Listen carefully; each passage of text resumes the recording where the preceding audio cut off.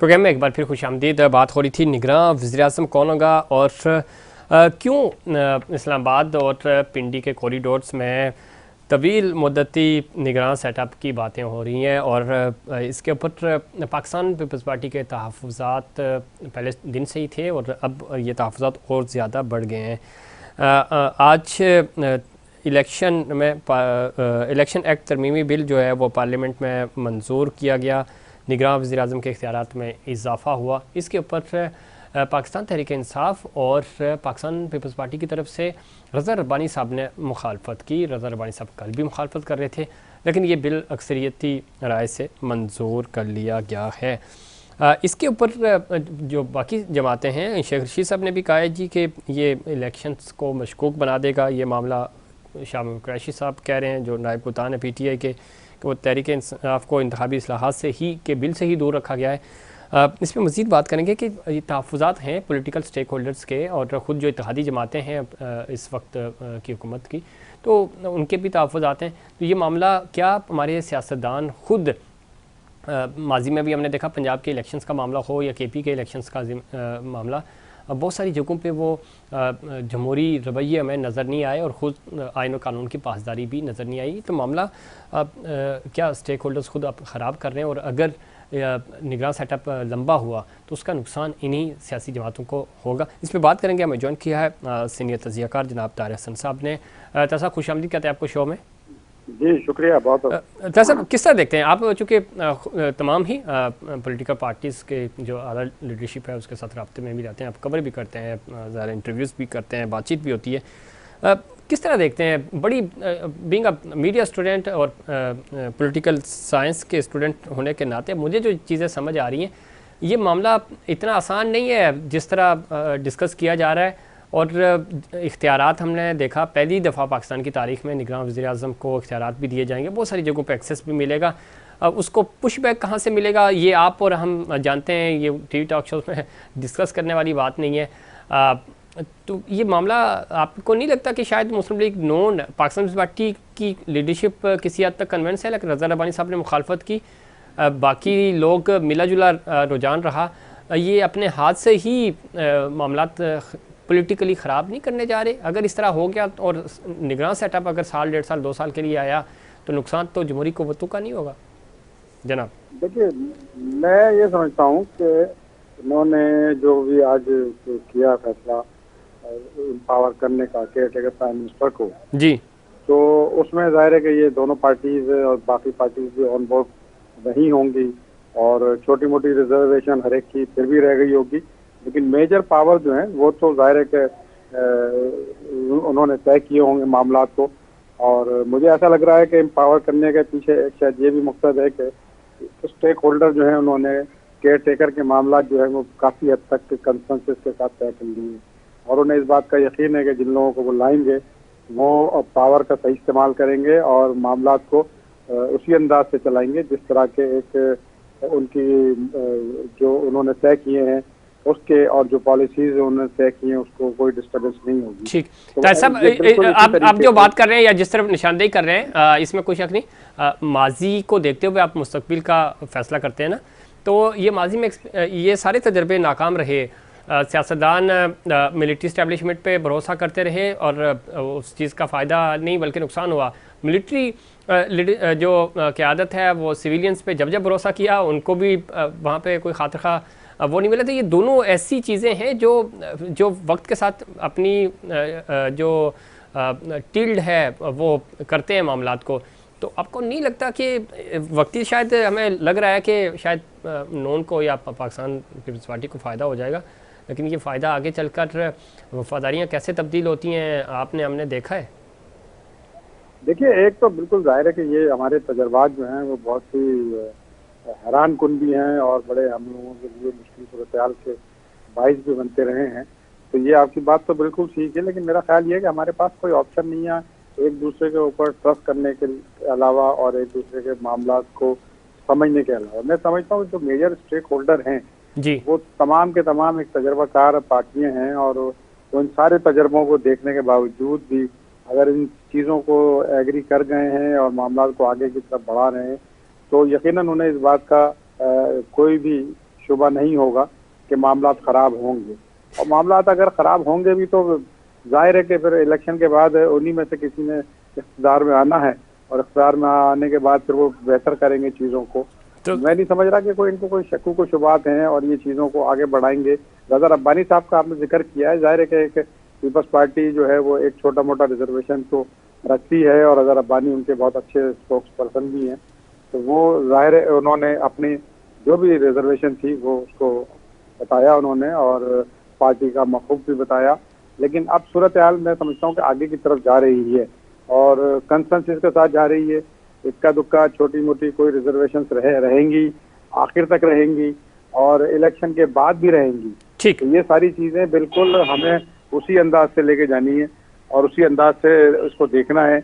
मामलात को ज़्यादा से ज़्यादा हमें बेहतर तरीके से समझने की ज़रूरत है, और पॉलिटिकल पार्टीज़ का इसमें बहुत ज़्यादा रोल है, और अगर वो चाहेंगे तो इसको और बेहतर करने की कोशिश करें। हो सकता है। ठीक है। दूसरा ये ताहिर हसन साहब, बातें तो हम सुन रहे थे शायद प्राइम मिनिस्टर जो हैं निगरान वो पंजाब से होंगे, अब सिंध से भी खबरें आ रही हैं, आपके पास भी कोई इत्तलात हैं कि पीर साहब को का नाम भी डिस्कस किया जा रहा है?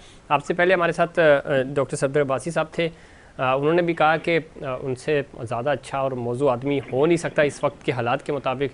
कुछ ताकतवर हलकों में भी ये चीज़ें डिस्कस हुई हैं, आपके पास क्या इत्तलात हैं, क्या खबर है? देखिए, यकीनन उन्हें कहीं से कहा गया था, और उन्होंने यानी इस बात को देखा भी, मामलात को समझा भी, पार्टी में डिस्कस भी किया, लेकिन इत्तलात ये हैं कि उन्होंने उसको डिक्लाइन कर दिया है। ठीक, और वो इस बात से डरे हुए हैं कि अगर कहीं इलेक्शन के बाद कोई ऐसी सूरत हाल डेवलप हो गई जो कि उनकी सियासी साख को नुकसान पहुंचाए या उनकी पार्टी की साख को नुकसान पहुंचाए, तो उस वजह से शायद वो आगे की तरफ मूव करने की सलाह वो चाहते हैं कि ना उनको फोर्स किया जाए और ना उनको कहा जाए, क्योंकि वो कहते हैं कि हाँ वो एक पॉलिटिकल पार्टी के लीडर हैं, तो हो सकता है वो इलेक्शन भी लड़ें, और हो नहीं सकता बल्कि वो इलेक्शन लड़ेंगे, और इलेक्शन लड़के फिर चीज़ों को अपनी पार्टी के मामला को आगे की तरफ भी लेके जाएंगे। तो इसीलिए देखें उन्होंने सिंध में जो भी फैसला किया, एमक्यूएम के साथ लीडर ऑफ अपोजिशन बनाने का और उसको सपोर्ट करने का फैसला किया है, तो यकीनन ये एक इलेक्शन की तैयारी की जानिब एक कदम है उनका, और वो नहीं चाहेंगे कि इस 3 महीने की और 2 महीने की प्राइम मिनिस्टरशिप की वजह से अपना फ्यूचर या पॉलिटिकल जो मामला हैं वो उसको नुकसान पहुंचाए। ठीक, अब ये समझते हैं कि इस वक्त ज़ाहिर है जो भी जिम्मेदारी लेगा बड़ा लगेज है और इसको कैरी करना बड़ा मुश्किल होगा, और जिस तरह मुस्लिम लीग नून ये हुकूमत लेकर आज तक तकरीबन पछता रही है, तो ये मामला इतना आसान नहीं होगा। ताहिर हसन साहब, सिंध की आपने बात की, सिंध में ज़रा पहली खातून अपोजिशन लीडर मुंतखब हो चुकी हैं, GDA ने सपोर्ट किया। आपको लगता है कि कोई तगड़ी अपोजिशन पाकिस्तान पार्टी के सामने होगी अगर इलेक्शंस 2023 में होते हैं, या जिस तरह का हमें बाज़ाहिर लग रहा है कि माहौल बहुत आसान होगा, पाकिस्तान पीपल्स पार्टी ने मोमेंटम गेन किया हुआ है, वो तो अपना वज़ीर-ए-आज़म बनाने के लिए लॉबिंग कर रहे हैं, सिंध आलमोस्ट उन्हीं के पास ही रहेगा। कल निसार खोड़ो साहब भी मेरे शो में थे, तो वो कह रहे थे कि हम जिस तरह मेयर कराची के इंतखाबात हुए और उसके बाद जिस तरह हम सबको मिलकर लेकर चलना चाहते हैं आगे, इसी तरह हम सिंध में भी वो करेंगे, और सिंध में हमें किसी भी तरह से कोई ख़तरा नहीं है, हमारी नज़रें पंजाब पे हैं। या देखिए, एक तो ये बड़ा इंटरेस्टिंग से डेवलपमेंट हुई है सिंध में कि एक खातून को लीडर ऑफ अपोजिशन बनाया गया है, और जाहिर है उनके पास टाइम तो बहुत कम है, लेकिन उनके पास टास्क बहुत बड़ा है, और ये टेस्ट केस भी है एमक्यूएम का और पीएस पार्टी का, दोनों का।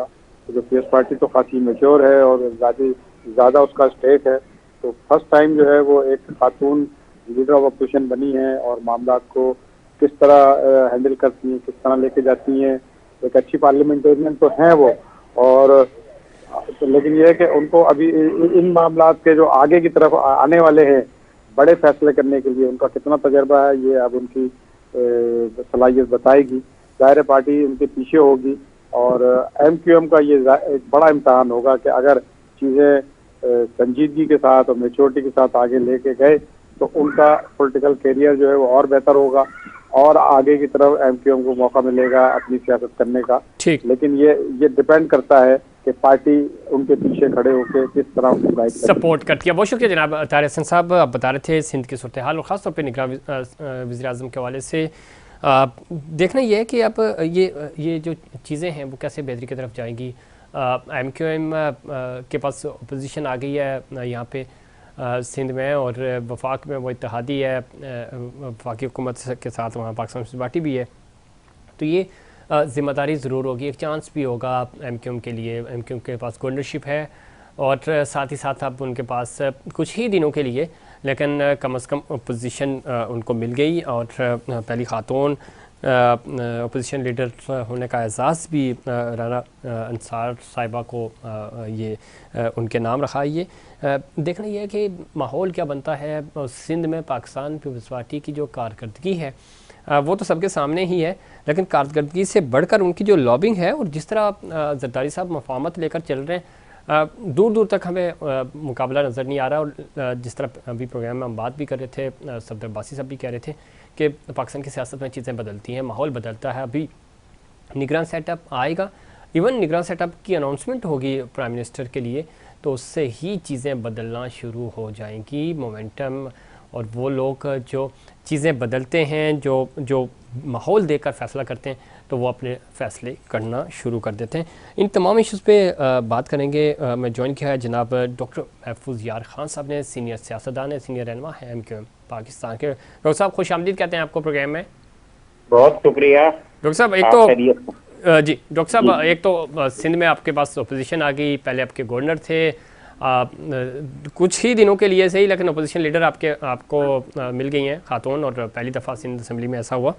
किस तरह देखते हैं? आज प्राइम मिनिस्टर भी कराची आए हुए थे, आपका डेलीगेशन भी उनको मिला, गिले शिकवे भी हुए, जो ख़ास तौर पे कराची के इश्यूज़ हैं, बिजली सबसे बड़ा इशू है।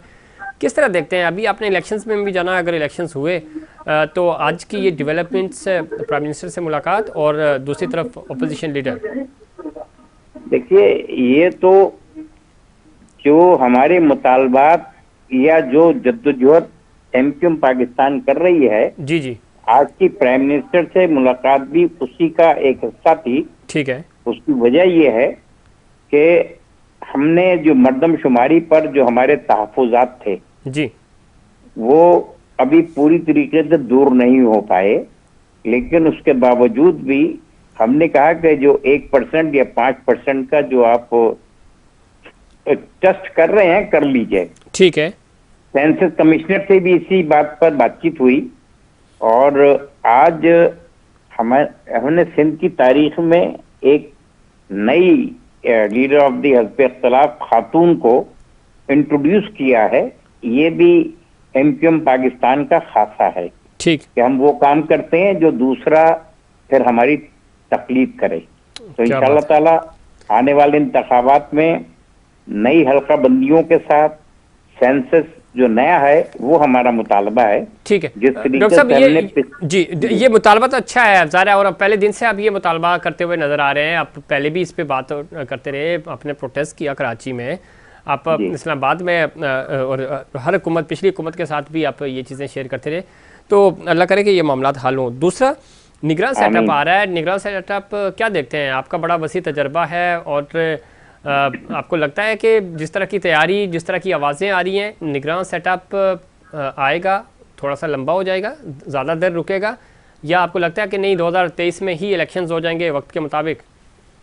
देखिए, आईनी एतबार से हम आइन को फॉलो करते हैं। ठीक, आईनी हमारी असास है। हमारा कहना यह है कि जैसी असेंबलियां टूटेंगी जी, अगर मुद्दत पूरी करके खत्म हो रही है तो 60 दिन में इलेक्शन होगा जी, और अगर एक दिन पहले ये तोड़ देंगे तो 90 दिन में इलेक्शन होगा। ठीक है। ये इलेक्शन टाइम पर होना चाहिए, और जमहूरियत का तकाजा भी यही है। इसके लिए किसी किस्म का कोई कंप्रोमाइज नहीं होना चाहिए। लेकिन इलेक्शन कमीशन ऑफ पाकिस्तान को ये चाहिए था कि ये जो उनकी जो पेशरफ थी सेंसस के बाद, उसको शुरू हो जाना चाहिए जी, और ये कोई इतना बड़ा मरहला नहीं है कि जिसमें कई महीने लग जाएं। ठीक है। ये जो हमारी जिन अहबाब से बातचीत होती है और जो इसमें अपनी महारत रखते हैं, वो कहते हैं नए सेंसस के आने के बाद हल्का बंदियों में ज्यादा से ज्यादा 15 दिन से 1 महीना हो सकता है। तो उसमें इंतखाबात नई अपना हल्का बंदियों के साथ कौमी और सूबाई असम्बली की, ये हो सकते हैं। ठीक है डॉक्टर साहब, ये तो बात ठीक रही आपकी, ये तो हो सकते हैं, वही चीज़ें बता रहे हैं आप जो आइन और कानून के मुताबिक है।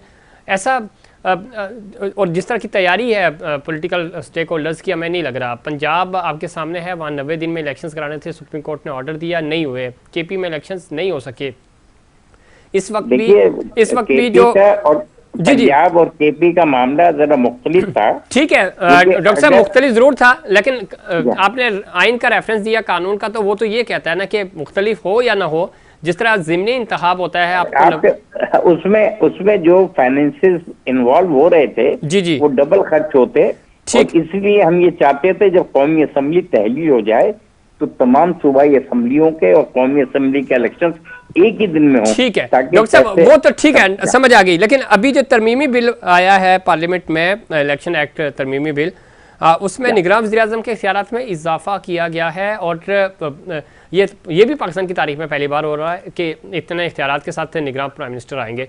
तो आपको लगता है कि वो फिर 60 दिन के लिए या 90 दिन के लिए नहीं आ रहे, और ये तहफ़्फ़ुज़ात ख़ुद पाकिस्तान पीपल्स पार्टी भी को भी हैं, मुस्लिम लीग नून को भी हैं, PTI तो खैर है ही उनको भी, तो आप भी समझते हैं कि कोई मामला, चूँकि माजी में हमने देखा ना कि कोई 60 दिन या 90 दिन का वादा करके आया, 10-10 साल तक नहीं गए। फिर देखिए, हम तो अभी कोई ना वायदा कर रहे हैं, हम तो जो हम हुकूमत में शामिल हैं जी, हुकूमत का जो फैसला होगा इंतखाबात के सिलसिले में तो हमारी राय जरूर ली जाएगी। ठीक, और उस राय में हम ये चाहेंगे कि इंतखाबात वक्त पर हों, नई मर्दमशुमारी के तहत हों और नई हल्काबंदियों के तहत हों।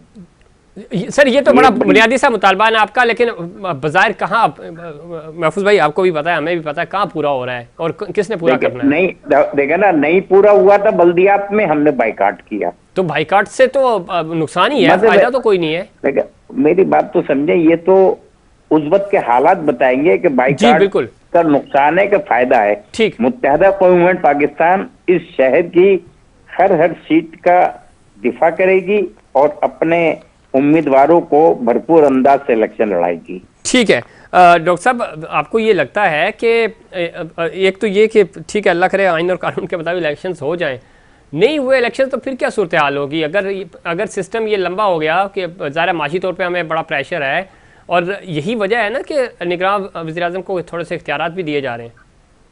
देखिए, हमारी जो हैसियत है मुत्तहदा कौमी पाकिस्तान की, हिस्से का एहतजाज हम जरूर करेंगे। ठीक है, और उसमें जितना हो सका हम उन शहरों को जो सिंध में हैं जी, कराची, हैदराबाद, मीरपुर खास जी, और जहां जहां पर भी हमारे लोग आबाद हैं, उनके हुकूक के तहफ़्फ़ुज़ के लिए मैदान में निकलेंगे। ठीक है, और निगरान सेटअप जब होगा तो ज़ाहिर उस वक्त तो आप वैसे ही इलेक्शन की तैयारियां कर रहे होंगे, निगरान सेटअप इलेक्शन कराए, तो कोई आपके पास कोई इतलात है, खबरें आपके पास होती हैं? आप इधर भी और उधर भी दोनों तरफ बड़ी अच्छी आपके सोर्सेज हैं, तो कोई कौन आ रहा है?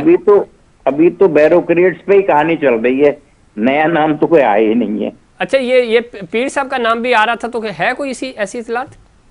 किसका? पीर साहब का, पीर साहब पगाड़ा? नहीं, मुझे इसका नहीं है, लेकिन चॉइस अच्छी है ये। अच्छा, आप समझते हैं कि इसके ऊपर हो सकता है, चूंकि अभी डॉक्टर सफदर अब्बासी साहब थे हमारे साथ, तो और ताकतवर हल्कों में भी ये नाम एटलीस्ट टेबल पे तो है। देखिए, पीर साहब पगाड़ा की जो शख्सियत है जी, वो अनडिस्प्यूटेड रही है, इनके वालिद साहब के जमाने में भी जी जी, और पीर साहब के जमाने में भी, इसलिए कि ये एक ऐसा खानवादा है जो हमेशा वो काम करता है जो मुल्क और कौम के मफाद में होता है। ठीक है, मैं पीर साहब की बड़ी कद्र और इज्जत करता हूं, और हमने एक कैबिनेट में काम भी किया है। अल्लाह ताला उनको हौसला दे, और वो चूंकि ऐसी एक न्यूट्रल शख्सियत होंगे जिन पे किसी को एतराज नहीं होना चाहिए। ठीक है, एतराज नहीं। इसके अलावा कुछ बैरोक्रेट्स हैं मार्केट में, नहीं ब्यूरोक्रेट्स हैं, और उन पे ज़रा बातचीत भी चल रही है, मामला तो इस तरह देखे जा रहे हैं। दूसरा, जाते जाते महफूज भाई बताइएगा कि अभी चूंकि आपने GDA के साथ भी उन्होंने आपका साथ दिया है अपोजिशन लीडर के लिए, पाकिस्तान पीपल्स पार्टी का सिंध में कैसे मुकाबला करेंगे? आपके पुराने कुलीग जनाब निसार खोड़ो साहब कह रहे हैं कि सिंध में तो हमारे साथ कोई दूर दूर तक मद्दे मुकाबिल ही नहीं है, तो हम तो सिंध छोड़ के पंजाब को देख रहे हैं कि पंजाब कैसे फतह किया जाए। सर देखिए, शहरी इलाकों में तो हम हर जगह मुकाबला कर रहे हैं। ठीक। अब वो जो अंदरूने सिंध के हैं उसमें जीडीए और वो जमातें जो एग्जिस्ट करती हैं, या वो आजाद लोग जो हर दफा मुख्तलिफ अलायंसेस बनाकर इलेक्शन जीतते हैं, जिसमें दादू अलायंस भी है और भी बहुत सारी ये चीजें हैं, वो अपने अपना इलेक्शन लड़ेंगे और जब इलेक्शन का रिजल्ट आ जाएगा तो पता चल जाएगा। ठीक, तो आप किसी जीडीए या इस तरह के किसी इत्तेहाद का एमक्यूएम हिस्सा होगी या एमक्यूएम अपने प्लेटफॉर्म से ही जाएगी? देखिए, एमक्यूएम की तारीख ये बतलाती है कि एमक्यूएम ने कभी कोई भी इलेक्शन उसके ज्वाइंट वेंचर पर नहीं लड़ाए। ठीक है। हमने हमेशा अपनी सीट पर अपने निशान पतंग के साथ इलेक्शन लड़ाए और अपने झंडे के साथ लड़ाए। और जब हुकूमत बन जाती है और उसके इत्तेहादी बन जाते हैं, तो जब अल्लाह ताला हमें ऐसा मौका देता है कि हुकूमत बन नहीं सकती है हमारे शमूलियत के बगैर। ये वैसे अल्लाह महफूज भाई, ये तो अल्लाह ताला का कोई खास करम है आप पे कि आपके बगैर जब 24 MNAs होते थे जब भी हुकूमत हमारी वजह से बनती थी, जब 7 MNAs होते हैं जब भी हुकूमत हमारी वजह से ही बनती है और गिरती है। तो ये तो एमक्यूएम का खासा है कि अल्लाह ताला उनको ऐसे मुकाम पे लाके खड़ा करता है कि हमारे बगैर कुछ हो भी नहीं पाता है। ये महफूज भाई, ये आपने बड़ी अच्छी बात की, इसमें कोई शक नहीं कि माजी में अगर हम देखें तो कोई भी हुकूमत आपके बगैर नहीं चल सकी, नहीं बन सकी, और आप इत्तेहादी रहे हमेशा हुकूमतों के जब से आप की पार्टी की बुनियाद रखी गई। तो क्या ये कोई ऐसा क्या जादू है, कोई अल्लाह का खास करम है कि एमक्यूएम के बगैर तो वफाकी हुकूमत चल ही नहीं सकती, इधर हुई या उधर हुई गई? देखिए, ये तो अल्लाह की तरफ से है। ये कुर्बानियां जो पाकिस्तान के बनाने में बानियाने पाकिस्तान ने दी थी, कि उन्हीं की दुआएं हैं जिनकी वजह से हम अभी तक काम कर रहे हैं। ठीक है, उन्हीं की दुआओं की वजह से ये सब कुछ हो रहा है। बहुत शुक्रिया जनाब डॉक्टर महफूज यार खान साहब। एमक्यूएम इत्तेहाद का हिस्सा नहीं होगी, जिस तरह बता भी रहे थे कि माजी में भी कभी एमक्यूएम पाकिस्तान किसी जॉइंट वेंचर के तहत इलेक्शन नहीं लड़ा। हाँ, इलेक्शन लड़ने के बाद जब वफाकी हुकूमत बनती है तो उसमें एमक्यूएम का अपना इनपुट होता था, है और रहेगा, जिस तरह डॉक्टर साहब भी बता रहे थे। तो अब देखना यह है कि इंतखाबात निगरान सेटअप जो है वो इलेक्शन कमीशन मिलकर इंतखाबात करवाएंगे। इलेक्शन 2023 में होंगे या नहीं होंगे, इसके ऊपर बहुत ज़्यादा बात हो रही है और बज़ाहिर इस तरह का मोमेंटम बनता हुआ नज़र आ रहा है कि शायद इलेक्शंस 2023 में नहीं होंगे। होने चाहिए, आइन और कानून की पासदारी होनी चाहिए, जमहूरी क़ुव्वतों को भी इसके ऊपर स्टैंड लेना चाहिए और आवाम को फ़ैसला करना चाहिए कि वो किसको मुंतखब करते हैं अपने लिए। तो ये डिसीजन आवाम तक होना चाहिए, जो कि सियासी इस्तेकाम होगा तो माशी इस्तेकाम भी होगा और मुल्क आगे बढ़ेगा। ये था हमारा आज का प्रोग्राम। उम्मीद करता हूँ दीगर प्रोग्राम्स की तरह आज का प्रोग्राम भी आपको पसंद आएगा। मुझे और इनसाइड पाकिस्तान की पूरी टीम को दीजिए इजाज़त। अल्लाह निगहबान।